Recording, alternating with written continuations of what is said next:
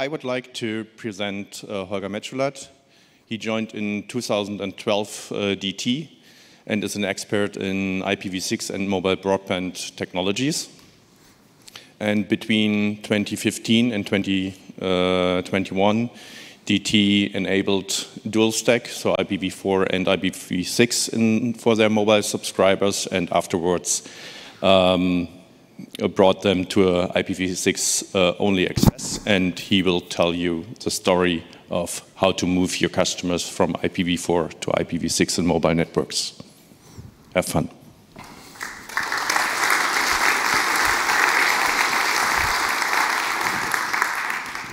Yeah, thank you very much. I have the pleasure to have the first technical talk today. I try to be in time.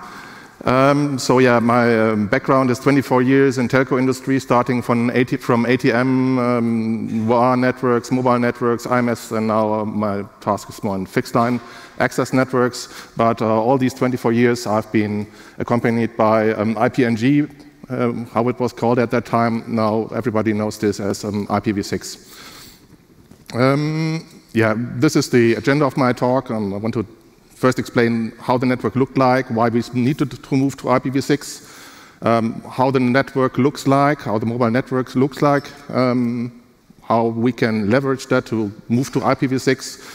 Some technical details, especially everyone who has visited or attended the IPv6 basics talk yesterday will be able to read and understand the abbreviations in there and some lessons learned. So, quick show of hands, why do you think DT needed to move to IPv6 in the mobile networks? Because of the fancy new IPv6 features, to offer new products, lack of public IPv4 space, or lack of private IPv4 space. Who's for the fancy new features? Oh, obviously, there was one here. Lack of public IPv4 space, and lack of private IPv4 space. Actually, that was balanced, but it was the lack of private IPv4 space. We started with public IPv4 addresses for subscribers. When we started with our mobile broadband offers, we switched the production to private IPv4 addresses, including Net44. At that time, we didn't have enough public IP addresses, and Net44 was a commodity in mobile networks. But then the 10/8 range provided insufficient because there are 16 million addresses, so with some overlap, internal management networks, 16 million addresses are not enough to address all your customer range, even if you are using private IPv4 addresses and Net44 addresses. So we split the 10/8 range up, we reused it multiple times, in multiple regions, basically virtualizing our network. The physical network was the same, but you always had an identifier which virtual part of your network you were in. Of course, that's a planning and operational headache to always have a separate identifier separator with the IP addresses. The actual trigger was VoLTE, which started in 2014. Before mobile voice was circuit switched with voice over LTE, we moved to packet switched. Obviously, packet switched needs IP addresses. So we had the options to, again, reuse the IPv4 addresses, drive the virtualization even more. Use of squad space, like unannounced public IPv4 addresses assigned to government authorities, but you get in trouble if they then somehow start announcing or using that. That happens, for example, with the 2/8 network some time ago. Usage of public IPv4 addresses, of course, yeah, you can't produce them anymore, or you can't buy them anymore, and to start voice over LTE with IPv6, so that actually we chose to start voice over LTE with IPv6. Sorry, that was backward. I want to go forward. So our general approach to introduce IPv6 in the mobile network and to avoid that proliferation of virtualization of IPv4 space was to start with voice over LTE. Obviously, the benefit of that was it was greenfield, so no need for migration, but it was the most urgent. Then we went to add IPv6 to the domestic mobile broadband internet access. So you were basically a dual stack, let everything soak, so have a small pause here to see what state we are in. And then we migrated again to remove the IPv4 address of the mobile subscribers wherever feasible in domestic mobile broadband internet. There was a missing D, apologize for that. We left out roaming, and we left it at IPv4 only. The majority of currently active subscribers is in Germany, so we don't have a big loss of IPv4 address space there. We'll see later why we chose to leave roaming at IPv4 only. And we left a fallback to public IPv4 and dual stack if some subscribers have applications, use cases, whatever, that can't work with IPv6 only or with address translation. So if there is a need and people can't use our IPv6 owner technology, people can still use IPv4 or dual stack. There's a small introduction into how mobile networks do work. In the diagram before, you see there's a radio access network, obviously what you see outside, the mobile towers, and some other equipment out there to get the mobile device into the network. There's a control plane, MME and HSS are some keywords for LTE. There is an SGW that is there for mobility. If subscribers move, they don't get a new IP address, but the network has to track where the subscriber is. And there's actually the packet gateway that takes that is the packet anchor. There is your IP address anchored, and from there, your tunnel. There's a tunnel between a mobile device and the PWG packet gateway. And there, your packet goes to the internet. So what you see here is your packet always travels home to an anchor point within Germany. 3GPP has standardized IPv6 and mobile networks a while ago in 2G and 3G, GPRS and UMTS. It was added piggybacked on top of existing IPv4 only standards. That is a headache in equipment that was not prepared to do so. They tried to piggyback it on a backwards compatible measure, but sometimes vendors didn't follow that, and there were issues in using that piggybacked. And with 4G, IPv6, and the combination with IPv4 was actually part of the standards from day one, so that was easier. So why is there a challenge in roaming? Although there's a roaming agreement with all these remote networks where our customers can roam into, there's no control over the network infrastructure that they may have. There is a contract that is more or less the technical and financial details and whatever, but there's no contract in what standards the remote network need to support and actually support. The data traffic is sent from the visited network home, so it always is anchored in Germany, but the visited network's data and control infrastructure is still needed. We need the access infrastructure, we need some parts of the control infrastructure, and they need to support IPv6. So if a DT subscriber is roaming outside of the country and wants to use IPv6, the control plane and the data plane of the visited network must support IPv6, although that visited network doesn't even understand or have IPv6 there. So even if you're roaming in a country where there is no IPv6 support for their customers, if you're roaming into that country, you have to have IPv6 support in that country if you're a DT customer. So this can become quite challenging, so we excluded that. So if you're traveling abroad, sorry, no IPv6 at the moment in DT's network, or if you're roaming outside of DT's network. There's a special 3GPP IPv6 link model in order to save network resources, on-air resources, battery resources. There's no Ethernet, no MAC, no neighborship discovery, no duplicate address detection. Actually, this is a point-to-point link. The LLA, I hope everybody understands what that means, is the link local address of the mobile. This is the first address that the mobile gets, and it's out of the same IP address range. Since it's link local, it can be repeated over and over again, but it's only visible to the adjacent network devices. The link local address of the mobile is assigned by the network. This is uncommon. It's assigned by the network by the outband mechanism, step 1 and 2 below in the diagram. And then afterwards, the single global unique /64 is assigned to the subscriber.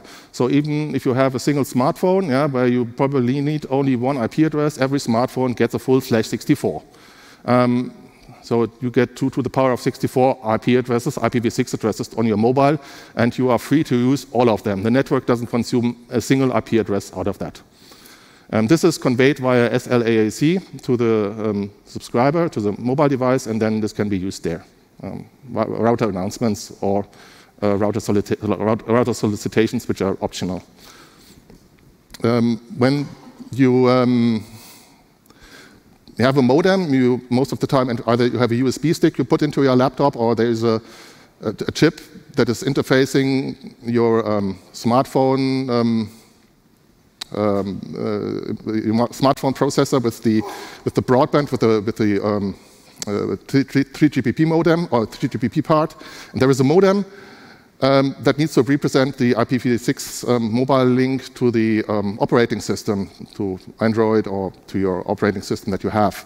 And there is a shim needed because obviously the modem reports as USB-C communication device class Ethernet, so the operating system thinks it's talking to an Ethernet modem or to an Ethernet interface, but obviously we have seen there is no Ethernet, no MAC, no nothing. So there is a translation mechanism needed, and that needs to emulate neighborship discovery, response to duplicate address detection, and needs to add and remove the Ethernet header. So if you're tracing on your laptop, on your mobile device, the packets that you see there most often have an Ethernet header. These are not the packets that actually go over the air. There's a translation mechanism in between. One of the other issues is that, as we saw, the link local address is dictated by the network, but Linux and the operating systems try to create their own. So there's a translation needed there as well. So how did we do that actually transition to a dual stack? So adding an IPv6 address to the customer, but leaving the IPv4 in. Long before we configured our mobiles to ask the network for a dual stack, so even before we started our migration, the mobile started asking for dual stack, but the network would downgrade that to IPv4, but the customer base is prepared. We acquired a public IPv6 prefix, did a proper IPv6 planning, so you do it only once, that has to last for 20 years. Everybody knows everybody who does IP address planning knows that the address plan that you do once, you can't change afterwards, because migrating an address plan is not simple. Education was key because you had to talk to many people that operated separate parts of the network, separate services, and IPv6 education was not widespread at that time, so everybody that needs to work in the network needs to be educated about IPv6. So IPv6 is not general knowledge, still not general knowledge with everybody.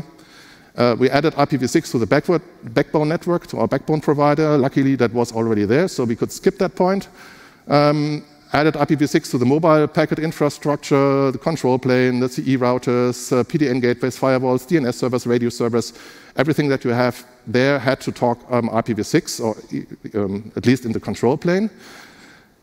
Don't forget the analysis tools. IPv6 records suddenly started to show up in analysis tools, accounting systems, and they were not prepared. So even if they don't participate in packet forwarding, in log messages, traces, they will see an IPv6 address, and if they're not prepared for, you will get complaints. So that has to be looked at as well.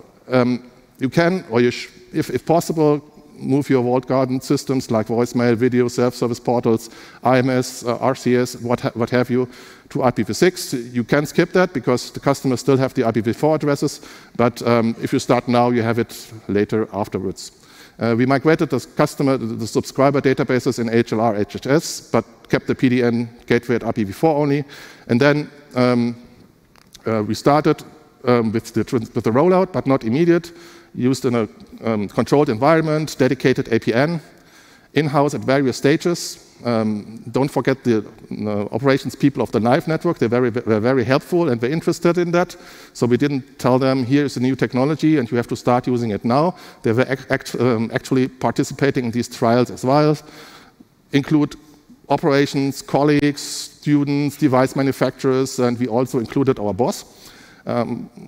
Which at sometimes was a point in time we switched off the, after all these tests, we switched off the test APN but forgot to tell him. So he was very angry. Use automated tests. We had background apps running periodically on test mobiles on those friendly users that were participating, so they were constantly giving us feedback about the state of IPv6 usability when these test users were moving around. Started a friendly user test. We have a Telekom Hilfslabor who's doing all these customer tests, so they helped us acquiring the customer base. Inform the technical press. They will discover what you do anyway, so don't try to hide it. They will discover what you do, and if you include them proactively, then you can steer the discussion also by using blogs, social, and so on. People will ask for them, although probably a lot of our customers are not interested in the actual IP technology.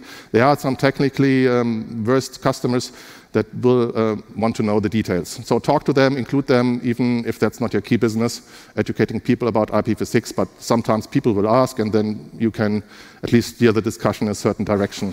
We flipped the IPv4v6 switch on all PDN gateways one by one, and then we watched the IPv6 usage graphs go up. Now all our subscribers used IPv6, but we still had IPv4 as the safety net. So we took a break and let everything soak. If anything breaks, the subscribers will still get IPv4 as a fallback. There is a standard RFC 6555 that tells the mobile or the application to fall back to IPv4, and that delay is not noticeable. But by proper network monitoring, you can see where the issues are. Now you have the time to fix the IPv6 issues, because IPv4 is still there, missing IPv6 routes and backbones, stuff like that. But unfortunately, no single IPv4 addresses spared so far. So actually, we made the network a bit more complex. So now it becomes the tricky part. We want to remove the IPv4 addresses from the mobile. So we want to roll back IPv4 from as many mobiles as possible in order to stop the proliferation of IPv4 virtualization and probably not get it to 0, but reduce the IPv4 address usage significantly. So legacy IPv4 connectivity will still be required for years, and when I retire, there will still be mobiles out there that use IPv4 only. But that is not the goal, to bring it to 0. But that is also necessary to set the stage with your boss that you will reduce it, but obviously getting it to 0 is next to impossible. If you want to get rid of IPv4, you still have to provide the backwards compatibility layer. So people still need to access IPv4 only services in the internet. So luckily, the mobile ecosystem has developed a good tool set and a good set of standards to access the IPv4 resources with an IPv6 only address. So even if your mobile only has an IPv6 address, you can still reach IPv4 content. These are the RFCs. I don't want to go through all of them, but if you read the presentation later, you can read the standards and see how that translation works. Actually, this is how it's depicted. On the left side is the application on the mobile device. On the right side, there is the internet. And now we have 3 combinations of how your packets can flow. If your application can do IPv6 and your service on the internet is IPv6, you can use the green path. That means IPv6 to IPv6 native, no translation. There is the blue path where your application can do IPv6, but the internet service is still IPv4. So there's no translation on the mobile device, but you have a translation at Net64 in the mobile provider's network. So similar to Net44 that you are still used to if you have IPv4 only. So that's not an introduction of a first net layer. Luckily, all mobile applications are net friendly. So by using the blue path, applications on the mobile that were able to use IPv6 can go to IPv4 and IPv6 services on the internet. There may be applications without IPv6 on the mobile. Then there is a translator in the mobile. It's called CLAT, client-side address translation. So your packet is translated twice. And in the middle, you see there is an IPv4-free mobile transport. This is how it actually works. On top, there is the DNS query. There is a DNS64 in the middle. The DNS64 translator is provided by DT. So on the you ask for a name to IP address mapping.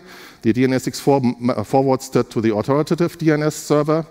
The authoritative DNS server says, okay, my FTP server doesn't have an IPv6 address, but it has an IPv4 address. And the DNS64 server then synthesizes a quad A record, although there is no quad A record for the device. And there is a prefix added to that. This is a 64 FF9B prefix, and in the end, you have the hex encoded IP address of IPv4. So these 8253 something is the hex-encoded IPv4 address of your internet target. And who can tell me why they chose 64FF9B as the well-known standard? I'll spend a coffee at the barista. Why they chose, so if you can explain to me why they chose 64FF9B, yeah, and not something more rememberable, something that you can easily remember. Then our packet is created. Obviously, the mobile thinks it's talking to an IPv6 target, so it crafts that IPv6 packet, sends it to the network. In the network, there is this net64 or provider-side address translator, and that changes it to an IPv4 address, and you have bidirectional communication as before, but you're translating from V6 to V4 and vice versa. But then you may say, okay, this DNS server, DNS64, is lying. It's synthesizing IP addresses, so it's basically breaking DNSSEC. So if that happens, and if you want to use DNSSEC, or if your application doesn't use DNS because you enter a plain IPv4 address into your browser, obviously you're bypassing that DNS64. Then an IPv4 packet gets generated on your mobile. It's captured by your client-side address translator, translated to IPv6, and then it looks the same as the native IPv6 packet we had before. That client-side address translator is part of the mobile operating system at some minimum level, so it's not something that you need to install on your mobile. It comes with all standard mobile operating systems. You can even run it on your laptop. There are lots of implementations where you can run this on your laptop. So the transition is the same. It builds on top of IPv4 v6. Now you need to move your services, WallGuard services, to IPv6. This is mandatory if your subscriber identification works on subscriber IP addresses. The rest is the same. You have to do the same as before. Enable DNS64 at this time. DNS64 only for IPv6 only subscribers. Don't use it for IPv4 subscribers. Otherwise, you have unnecessary translations. When that is there, testing, friendly user test, inform the press what you do, try to steer the discussions, get feedback from the social channels, and then change the APN on the devices from dual stack to IPv6 only. And then you can watch the IPv4 usage graphs go down. But wait, change the APN on mobile devices means you have to go to the operating system of the mobile device or to the settings and change the settings there. Obviously, we can't offload that to users. There is no device management, automated device management. So we work with device manufacturers to make the v6 APN a default APN in all new mobile devices, or we shipped it as part of the regular software upgrades of the mobile devices. Tight cooperation with the mobile device vendors was necessary there. Actually, it ended up in Android source code, and everything that builds on Android source code is using that default APN now. Two caveats: connection attempts from the internet with native IPv6. There is a possibility, IPv6 to IPv6, that you can have bidirectional connection setups, so you can run a service on your mobile device, either intentionally or non-intentionally, but you can get unsolicited packets.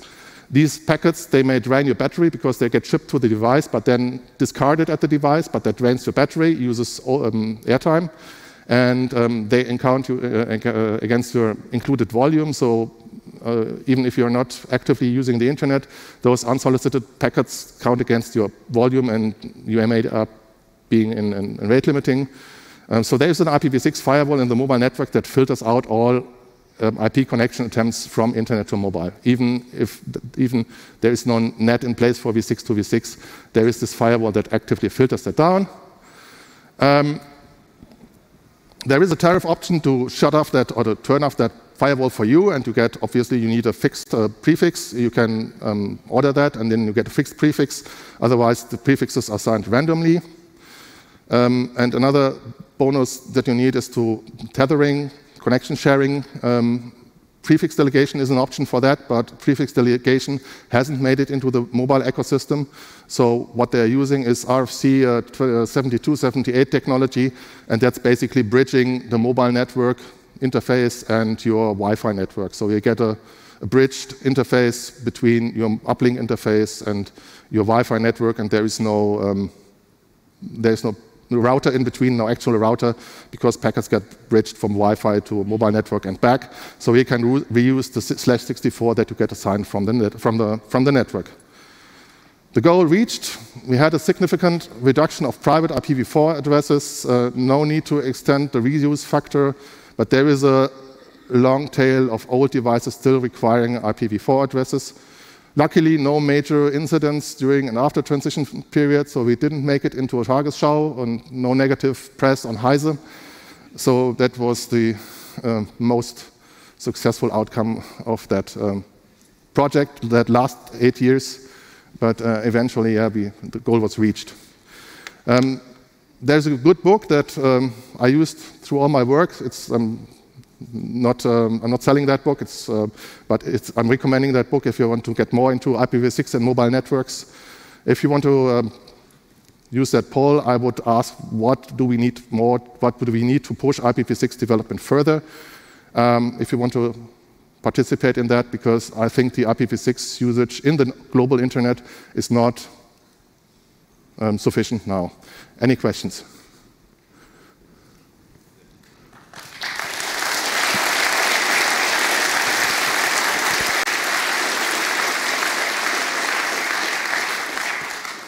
Okay, one here. State your name and affiliation. Peter Hessler from GlobalWays.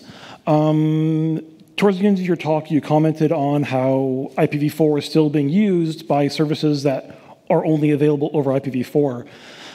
Have you been able to reach out to some of your larger IPv4 destination networks and discuss with them what their plans are and try to encourage them if they can deploy IPv6 on their front ends? Yeah, we tried that, and we had lots of students that were researching on that and tried to contact those larger services, but even internally, it's unsuccessful, and reaching out to those, even they have no benefit from that. So that we tried that, but they said, yeah, we will look at this, you will get feedback, and obviously you don't get feedback. And there are so many big and small networks, you can't cope with them. So you have to take that IPv4 will be there also for services for the next 10, 20 years. Okay. Question out of Venulas. 464xlat clearly breaks with DNSSEC then, right? Yes, this is what I said. This is why there is the second option. You run your DNS resolver on your mobile. You bypass the DNS64 in our network. You run the DNSSEC resolver on your side. You get an IP address, and obviously CLAT is involved, as shown here. But that is no issue. It adds another translation on your mobile device. But obviously, that's the only choice that you can do. And if you look at these DNS 640 standards, there was a big debate during this standardization, pro and contra this, because it breaks DNSSEC, and this was highly discussed in the standardization time frame. One question on the roaming. What's the plan there? Because I'm one of the users which is affected by it not being in Germany a lot. It also affects private APNs, by the way, where the V6 stops working the moment you cross the border. You're going to work on whitelisting countries, or what's the plan there? Yeah, but for whitelisting, you have to get to those remote networks. And the same as services ask these networks, can we please shift to IPv6? But we are probably whitelisting that, but currently the project is in the finding phase, how we can best accomplish that, because we don't want to discuss this with 250 mobile subscribers all over the world. Probably pick some big ones in Europe. I don't know, and this is currently being investigated. So we need to close the queue. If you have further questions, please meet Holger after the talk somewhere outside. Thank you. Thank you very much.